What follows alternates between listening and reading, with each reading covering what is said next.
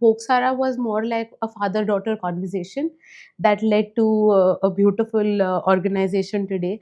Our parent company, which is already into manpower, how about giving it an extended arm? We've moved not only into surveillance as a business, but we've moved into hardcore IT as a business. Nowadays, even if you want to file a basic FIR, the police first goes and finds for a CCTV. Cities or individuals, AI is the next necessity.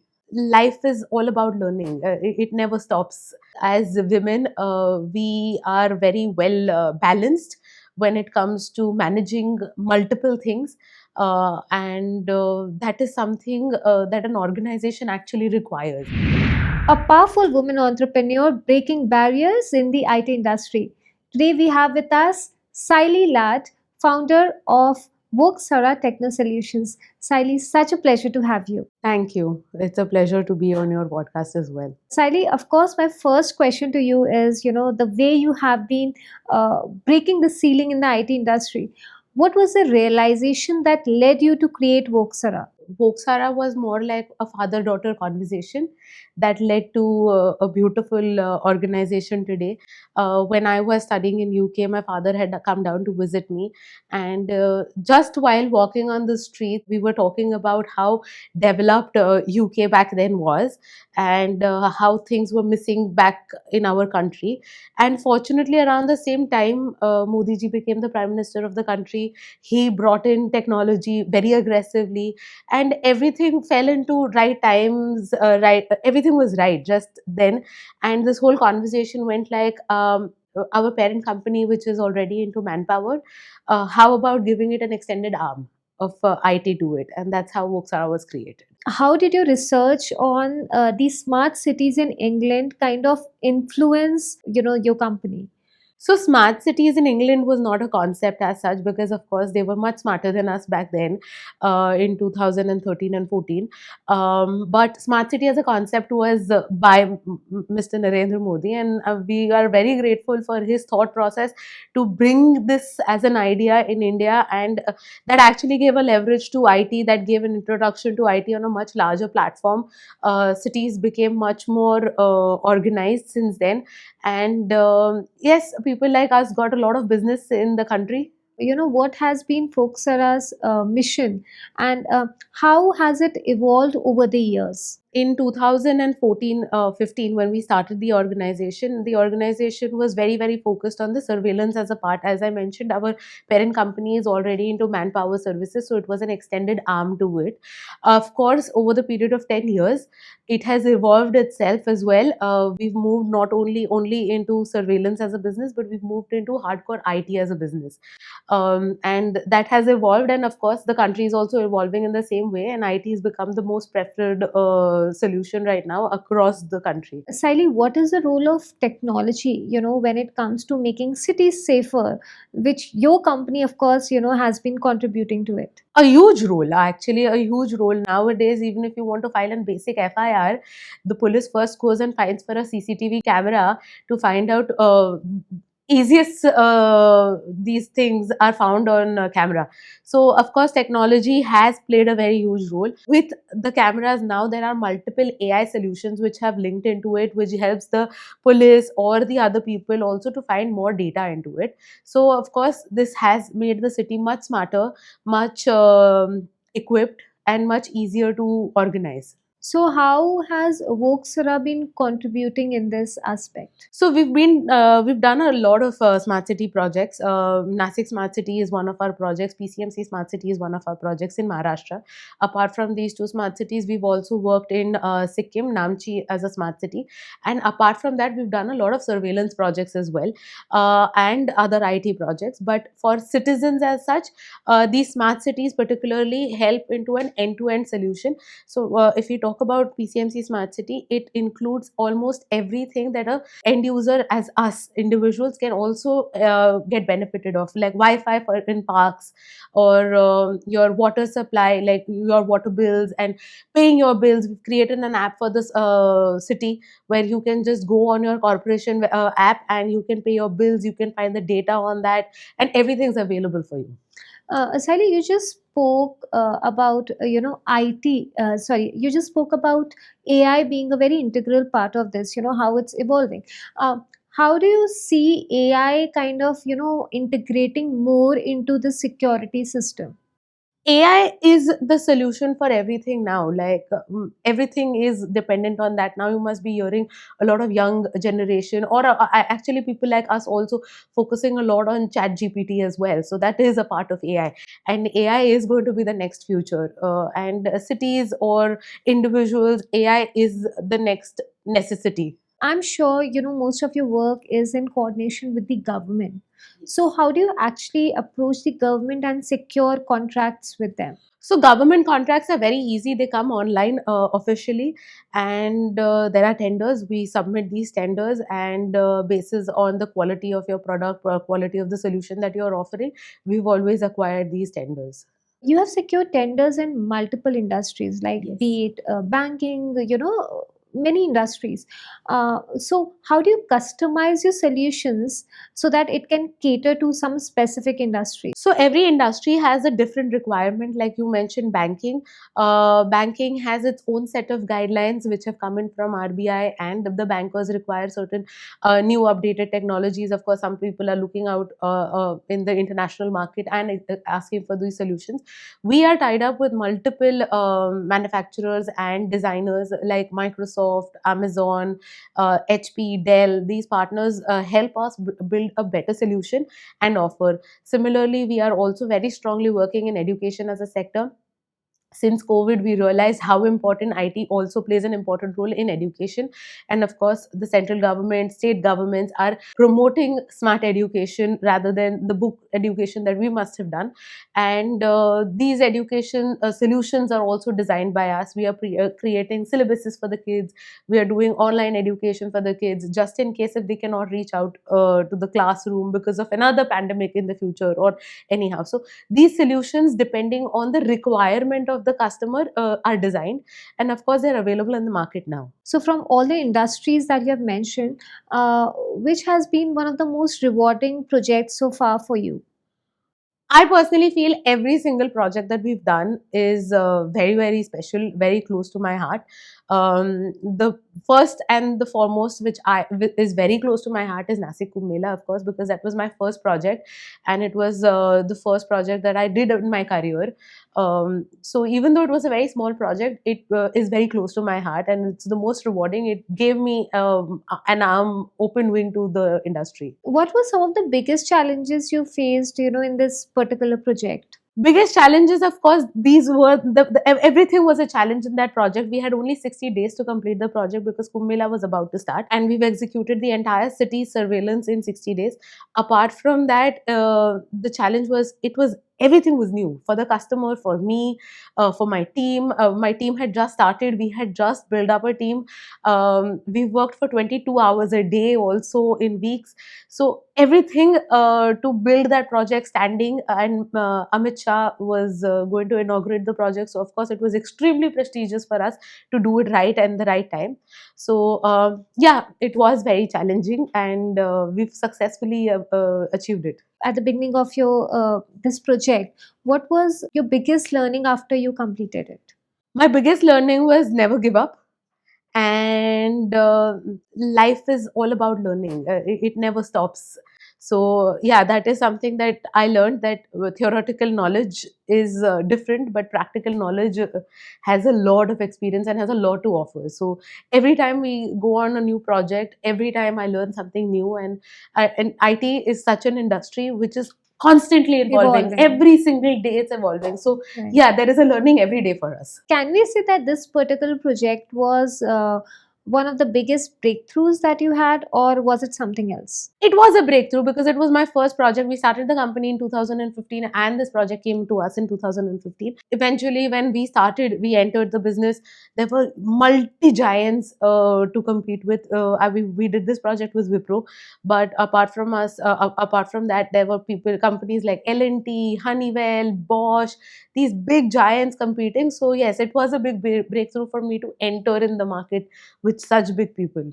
So this really brings me to the question, Sally, how were you able to stand out between all these giants? That was the biggest challenge, actually, to stand out amongst these giants and to compete with these giants. But yeah, we made our way through multiple ways, like partnering with some of them. Like my PCMC project, we partnered with Tech Mahindra, and then another project we partnered with BEL. So partnering with them, entering with them, using our skill sets and our core strength was actually working on the field. So using that strength and using their credentials, we worked our way through. Let's rewind this and go back to the times when you were setting up Volksara. What were some of the biggest challenges you faced? Everything, I think, because I do not belong to an IT industry. My career was not in IT. I have educated myself in business consulting.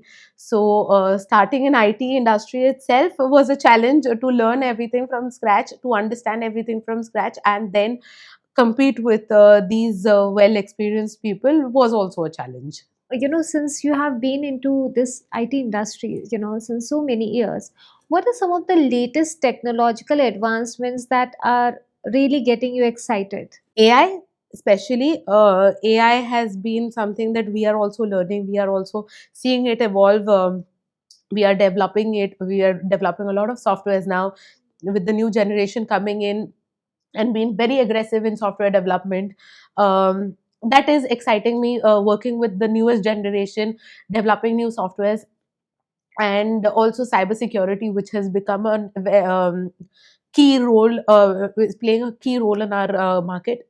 How do you balance innovation with privacy concerns in the IT industry, Sally? Innovation in privacy concerns, privacy is what IT is actually working on. So cybersecurity, as I mentioned, is helping us make it more private, make it more secure, and that is what we are offering. But then, then this question also arises where it's kind of safeguarding people. It is also disclosing. Maybe it can work otherwise also. So every industry has its flaw, and now we are working on such solutions where these disclosing can stop, can come to an end, of course, because now this has become the biggest challenge, and everybody is facing it lately. Everybody is facing a lot of issues on your text messages. You're getting some hackings that are happening through your accounts. So we are working on that very aggressively, and that is something that our focus is in the next few coming years. Right. Sally, we all know that IT is a male dominated industry. Being a female entrepreneur in this, and you just told me that you didn't have an IT background, you were from business consulting. What were some of the challenges you faced as a woman entrepreneur into this? Fortunately, I haven't faced a lot of challenges as a women entrepreneur. I was welcomed by every single individual. I was treated very well by every single individual. Of course, as a non IT background person, I did face a lot of challenges, or probably I did face challenges because of my age. Because when I started, I was just 20, in my early 20s. Age did affect me as a challenging factor, but my gender never was a challenge. And I'm very fortunate that I came across such people who appreciated my gender, who supported being a female entrepreneur, entering into an industry where even probably girls as engineers are not many. They appreciated it and helped me grow. What would be your advice to the women out there who really want to make a cut in the IT industry? The industry is welcoming women. It's not that it's keeping you out. So yeah, there are a few people that I am interacting with who have started entering, and my say would be, please go for it. There's no end to this. Are there certain mentorship programs or initiatives, from your behalf or your company that supports women in the IT sector? Yes, I personally have now started focusing a lot more on finding young women entrepreneurs, or young budding women engineers, or whoever is interested in IT as such.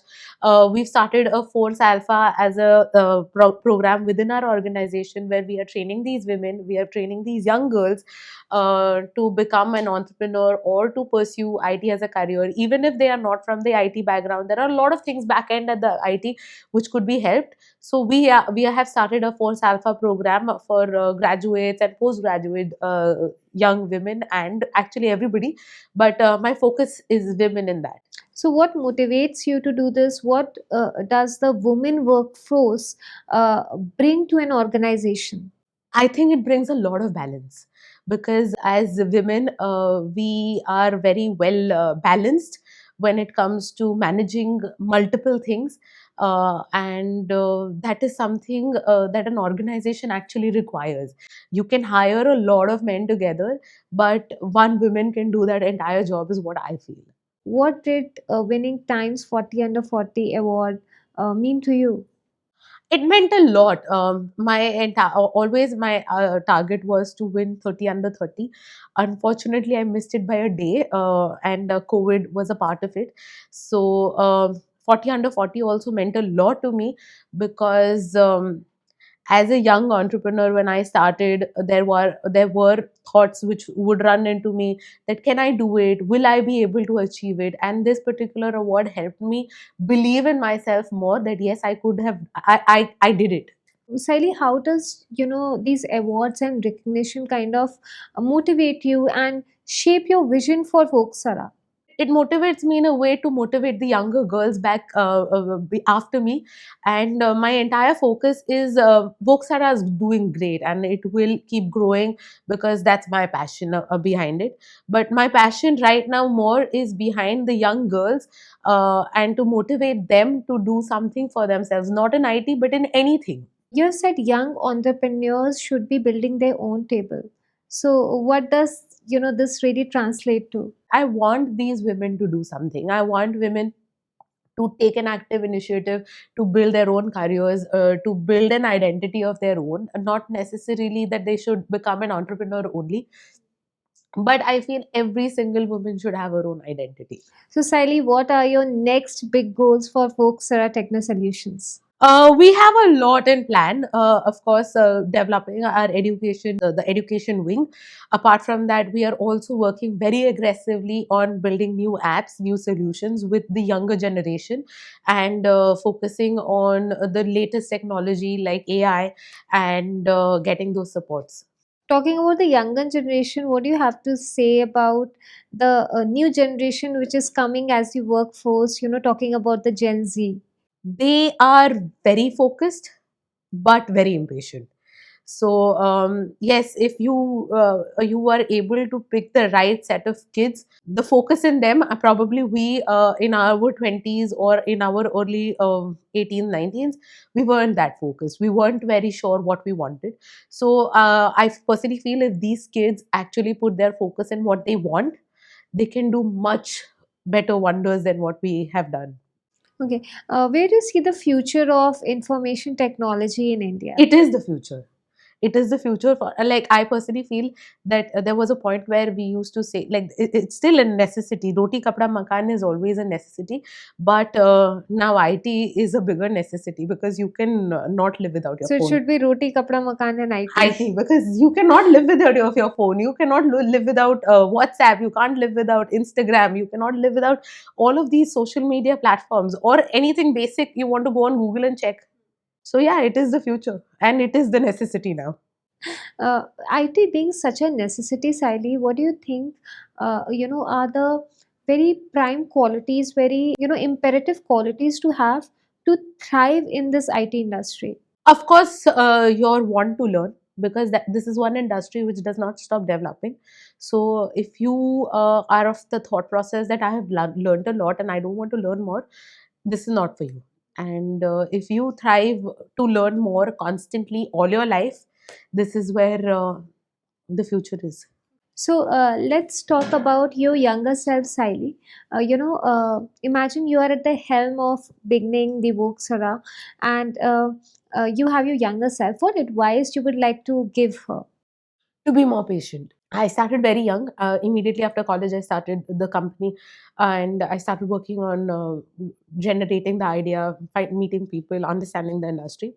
But I personally feel if I was a little more patient, I could have created a much better thing much faster. So do you regret it? No, I don't regret anything that I have done, because I feel everything that you do, you learn something out of it. So yeah, there are no regrets. So, someone trying to disrupt the tech industry, your words for him or her. Don't disrupt the industry. Be a part of it. Be a growing part of it, because together you can build much better. Thank you so much, Sally. It was so wonderful and inspiring to speak to you. Thank you so much. It was a great pleasure to talk to you as well. And you wonderful people, if you are as inspired as I am today, keep watching Midday for more such inspiring and insightful videos. Subscribe to Midday India.